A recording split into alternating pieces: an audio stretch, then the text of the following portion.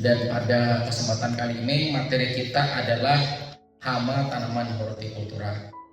Pertama-tama kita ingin menjelaskan dulu apa yang dimaksud dengan hama. Hama adalah organisme atau jenis binatang yang keberadaannya dapat mengganggu tanaman kita. Nah, mengganggu tersebut itu pertama bisa jadi mengganggu dari pertumbuhan tanaman kita. Kemudian yang kedua bisa jadi juga dapat mengganggu pada produksi dan juga produktivitas. Dan yang ketiga bisa mematikan tanaman budidaya kita. Jadi artinya kehadiran hama di sini itu dapat mengganggu seluruh aktivitas dari proses budidaya tanaman kita. Sebelum itu terjadi, maka sebaiknya hama itu diberantas. Sebelum kita menjelaskan apa aja hama-hama tanaman jenis hortikultura tersebut, nah kita mesti mengetahui dulu apa itu ambang ekonomi. Jadi yang namanya ambang ekonomi itu maksudnya adalah batas di mana keberadaan hama tersebut itu bisa merusak tanaman budidaya kita. Jadi kalau misalnya hamanya ada, tapi misalnya nih musuh alaminya ada, maka nggak jadi masalah begitu kan. Cuman kalau hamanya misalnya kan sudah terlalu banyak musuh alaminya nggak ada, ya otomatis mesti kita kendalikan. Sebagai contoh lalat buah. Lalat buah itu sebetulnya musuh alaminya jenis orang bilang tuh semut rangrang. Orang kita nyebut tuh kararangga habang. Ini kadang kararangga habang dikuai, wah yang juraknya kadang yang biasa kupang, unjut. Kemudian wereng, misalnya kan juga wereng. Wereng itu jenis laba-laba musuh alaminya. Nah kemudian lagi kan tikus, ya kan tikus. Apa pemangsa alaminya? Pemangsa alaminya jenis ular kan begitu. Kemudian musuh alami dari tikus lagi apa? Contohnya adalah burung hantu. Orang bilang buruhannya tidak. Cuman karena populasi burung hantu sudah tidak ada, akhirnya tidak ada yang memangsa hama tersebut, sehingga otomatis populasinya jadi banyak dan menyerang tanaman budidaya kita. Artinya selama dia keberadaannya ada dan juga pemangsa alaminya ada, maka nggak jadi masalah, kita biarkan. Namun kalau ternyata populasinya sudah sangat-sangat besar, maka kita perlu melakukan namanya pengendalian. Dalam pengendalian hama, kita menggunakan suatu zat namanya insektisida. Nah, insektisida itu terdiri dari dua kata. Yang pertama adalah insek, kemudian yang kedua sida. Insek itu artinya serangga, sida itu artinya zat yang dapat membunuh dari pengganggu tersebut. Jadi insektisida. Dan berdasarkan kegunaannya, yang namanya insektisida itu ada namanya insektisida pencegahan, ada namanya insektisida pengendalian. Mencegah artinya sebelum terjadi, mengendalikan artinya sudah terjadi. Nah di situ, jadi kita di sini mesti pahami ada yang namanya pencegahan dan juga ada namanya pengendalian. Makanya kan ada istilah di dalam kemasan itu adanya protektif, insektisida protektif.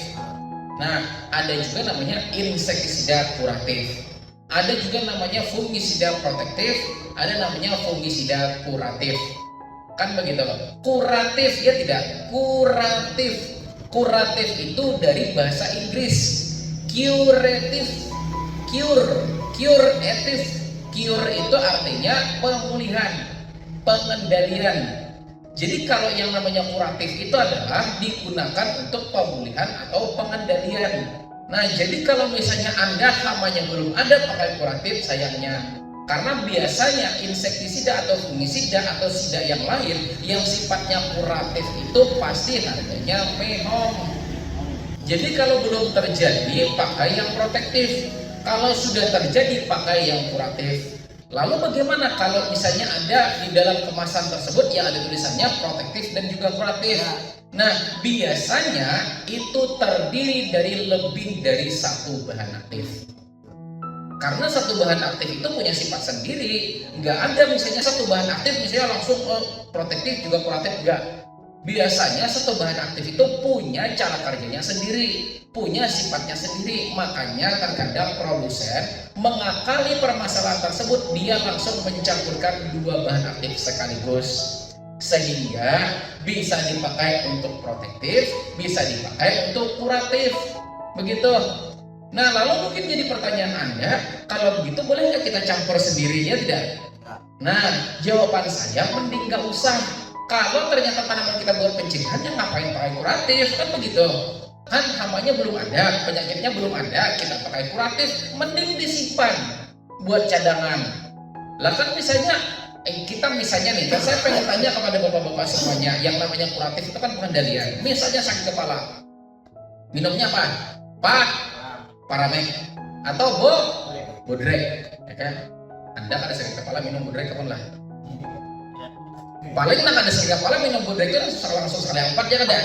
Nah, di sana apa? Lola yang ada. Nah, itu yang jadi masalah. Sebenarnya masalah itu dibuat-buat. Yang namanya obat yang macam kayak Bodrek, Paramek itu kan sifatnya tuh kuratif, artinya kan sudah terjadi sakit kepala kita tuh sudah kena, begitu kan baru minum. Jadi buat bapak-bapak semuanya, kalau memang tanaman kita tuh belum diserang atau tidak kena serangan, maka gunakanlah protektif. Kalau memang ternyata sudah ada gejala serangan, gunakanlah namanya kuratif. Saya ingin jelaskan lagi, kunci sukses tanaman kita tuh bisa bebas dari hama. Nah, yang pertama adalah kita tuh rutin-rutin melakukan pengontrolan. Karena kita juga yang tahu tentang kebun kita. Kita juga yang tahu bagaimana sawah kita, jadi rutin aja kita melakukan pengontrolan. Nah, atau kalau memang tidak bisa kita yang kontrol, ya kan? Cuman kita bingung nih, ada hamanya, ada atau tidak hamanya ya tidak, maka silakan libatkan petugas setempat. Waktu itu saya kontrol punya bapak, kan begitu ya Pak. Ternyata di situ banyak ulat dan ulatnya satu gulungan ada 3 ekor, kan begitu. Nah kan kalau sudah seperti itu ya kalau dibiarin ya tanamannya yang rusak. Nah, jadi kalau kita udah kontrol begitu, nah sudah tahu apa yang menyerang, maka segeralah lakukan pengendalian. Nah, kemudian setelah kita lakukan pengontrolan, yang kedua pahami juga bagaimana kondisi iklim saat ini. Kemudian lagi yang ketiga juga pahami kondisi tanaman sekitar. Maksudnya seperti ini ya, kita nanam cabai, ya kan, nanam cabai jenis cabai rawit. Sebelahnya nanam terong. Terong itu kan dominan jenis kutu-kutuan, itu tidak? Nah, ketika dominan kutu-kutuan, kemudian misalnya kan orang di sini yang namanya terong sama cabai itu kan usia panennya beda ya nggak? Lebih duluan terong gitu kan matinya dibandingkan sama cabai. Maka ketika banyak hama cabai, hama terong di sini, kemudian terongnya mati, maka hamanya ini pasti bakal pindah. Nah, jadi kalau sudah paham sebelah terong, maka kalau terongnya habis ini pasti bakal ke aku. Nah, segeralah lakukan proteksi, segera lakukan perlindungan. Dan tips yang selanjutnya, kalau memang sudah kena, ini yang paling penting jangan ditunda. Karena musuh kita itu satu. Apa musuh kita? Waktu. Jadi kenapa dokter itu sering marah-marah ke kita? Biasanya kita tuh sudah parah baru ke dokter. Padahal sebetulnya kalau sudah ada gejala, segera ke dokter. Kan begitu. Jadi penyakitnya tuh belum terlalu parah. Ini kalau sudah parah gitu kan, parah luar biasa baru ke dokter. Nah, ini yang jadi masalah. Karena yang namanya hama, penyakit itu musuhnya waktu. 1 jam aja misalnya contoh nih, bakteri, mikroorganisme 1 jam aja tidak dikendalikan, berapa kali dia membelah diri. Hama 1 hari aja kita tidak kendalikan, jangan-jangan dia kawin kemudian melahirkan, kemudian dia bertelur, gimana coba? Kemudian wereng, ya kan wereng 1 hari, 2 hari, 3 hari tidak kita kendalikan, telurnya mecah. Apa yang terjadi? Anakannya yang bakal menghantam tanaman kita. Bahkan begini soal werengnya, wereng itu sebetulnya yang banyak menyerang tanaman padi itu bukan yang tua, tapi yang muda. Karena yang tua itu kadang kawa makan lagi, yang banyak makan itu yang anom, ya enggak? Kan begitu. Nah, jadi buat bapak-bapak semuanya gitu kan, kalau sudah kena jangan ditunda. Yang terakhir, kalau memang ternyata Anda sudah mengendalikan namun mampet, macet, buntu, segera konsultasikan. Nah itu. Nah, jadi itu aja materi kita. Dan silakan pian buka kertas masing-masing. Silakan buka kertas masing-masing. Ini ada 3 buah kertas saya bagikan ke pian-pian semua. Ya, ada 3 buah kertas. Jadi di kertas di sini sudah ada kok. Ya, sudah ada. Ini contoh dimulai dari lalat buah. Ada kan lalat buah. Bagi yang tidak cukup nanti terpaksa memfotokopi. Ini lalat buah dewasa ya. Lalat buah dewasa. Ada kan lalat buah di sini. Tulisannya dewasa. Jadi kalau buat menyerang lalat buahnya ini. Tapi yang kita pelajari di materi pertama waktu itu soal lalat buah, yang kita serang telur dan juga ulatnya, ya tidak? Nah begitu. Jadi kalau yang ini tuh lalat buah dewasa ini sudah ada pestisidanya. Nah lengkap dengan kode cara kerjanya. Ada 4A, ada 3A, 1B dan lain sebagainya. Kemudian di bawahnya ada lagi hama yang berada di bagian perakaran dan juga tanah. Ada orong-orong, ada urat, ada kaki, 1000 atau ujar kita gelang-gelang. Nah, ini ada diazinon, kemudian karbofuran, kemudian kartak hidroklorida, ada karbosulfan, kemudian fipronil dan lain sebagainya. Dan ingat tadi kan kalau yang namanya hama akar, hama bawah, hama tanah, berarti yang kita sasar adalah akropetal. Jadi di bawah aja yang disemprot, di bawah aja yang ditabur, di bawah aja yang dikocor. Udah dia bakal naik. Jadi kalau ada misalnya gelang-gelang, ada suruk, jangan disemprot daunnya. Karena kalau akropetal tadi dia naik sampai ujung-ujung daun gitu kan. Maka yang kita fokuskan adalah akarnya karena kan hamanya di bawah. Kemudian juga sebelahnya ada ulat gerayak, ada kan? Ada ulat gerayak, ini ada asefar, ada monosultab, ada deltametrin, ada metediation, kemudian profenofos dan lain sebagainya. Nah, silakan ada di sini. Kemudian di sebelahnya lagi ada kutu daun dan juga kutu kebul ada. Nah, kemudian sebelahnya lagi ada wereng hijau atau wereng coklat. Kemudian ada siput atau keong dan juga ada hama trips. Jadi saya tidak perlu lagi menjelaskan soal kode cara kerja karena teman-teman Bapak Ibu semuanya sudah mempelajari di sini. Jadi ingat ya, jangan merolling dengan kode cara kerja yang sama. Jadi silakan, ini sudah ulun buatkan. Pian-pian silakan disimpan. Kalau misalnya terserang silakan lihat di daftar ini. Nah, ya silakan karena ulun di sini kadang mungkin bisa menjangkau semua pian-pian semua. Makanya ulun buatkan ini supaya pian berisi cadangan dulu, punya amunisi duluan begitu kan. Jadi ketika terserang udah tahu nih obatnya ini, rekomendasi PPL gitu. Lalu selanjutnya soal dosis. Ya kan dosis. Nah, lalu kalau misalnya saya menyemprot dosisnya berapa? Maka soal dosis ya bapak-bapak semuanya itu jangan sampai salah dosis. Kebanyakan di kita itu dosisnya itu masih aja menggunakan takaran tutup. Nah padahal gitu kan kalau memang ternyata kebanyakan justru dapat memperkebal hamanya. Maka mulai saat ini gunakan dosis yang lebih akurat. Kalau bisa misalnya suntikan lebih baik, kalau memang nggak bisa minimal pakai sendok, 1 sendok makan atau paling akurat 1 sendok catering yang warna putih ya kan, catering putih. Nah itu nilainya 5 mili. Nah itu 5 mili.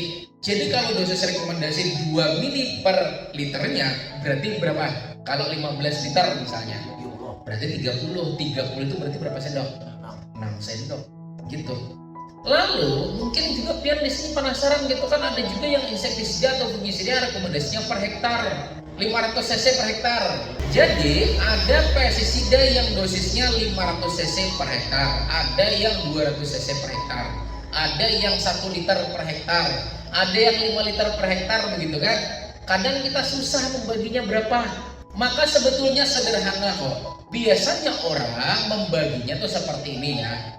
Yang namanya air itu cuma sebatas pelarut yang membantu melarutkan atau mengencerkan satu pestisida supaya mudah ditembakkan. Lalu kalau dosisnya per hektar, maka kita ketahui dulu ada namanya volume semprot. Volume semprot itu biasanya ada yang angkanya 300 liter per hektar, ada yang 400, ada yang 500. Ikutin aja kebiasaan. Jadi kalau misalnya nih tanamannya udah gede, kebutuhannya 500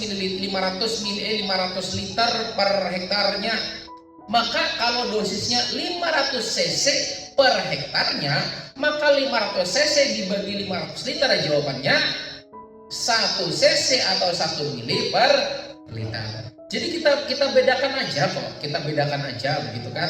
Jadi penyemprotan misalnya ya setangki 2 borongan. Ya kan, setangki 2 borongan. Seborongan itu kan 35 borongan, sehektar itu kan 35 borongan, ya enggak? Nah kan berarti kalau kita bagi-bagi 35 anggap 36 ya. 36 dibagi 2 itu kan 18. Ya kan? 18 tangki. Nah, 18 tangki, satu tangki misalnya 15 liter. Ya kan? Maka 18 dikali 15 berapa? Ya 270. Ya kan 270. Nah, kan sudah mirip. Tadi kan 300. Nah, maka artinya pestisida tersebut itu 500 cc dibagi 270 atau 300. Kelihatan dosisnya. Jadi kalau misalnya penyemprotannya dosis rekomendasi 500 cc atau 500 mili, kita penyemprotannya 300 liter per hektar, maka 500 dibagi 300 itu sama dengan berapa? Nah, 1,6 ya kan? Nah, berarti 1,6 dosisnya per liternya. Begitu, itu aja baginya. Ya, saya paham di sini rata-rata mungkin 300, ya udah bagi 300. Jadi kalau misalnya ada rekomendasi misalnya 1 liter per hektar, ya berarti kalau bagi 300 berapa? 3,3 ya tidak? Ya 3,3 berarti dosisnya per liternya. Nah, itu Bapak-bapak semuanya materi kita hari ini. Adakah kira-kira pertanyaan?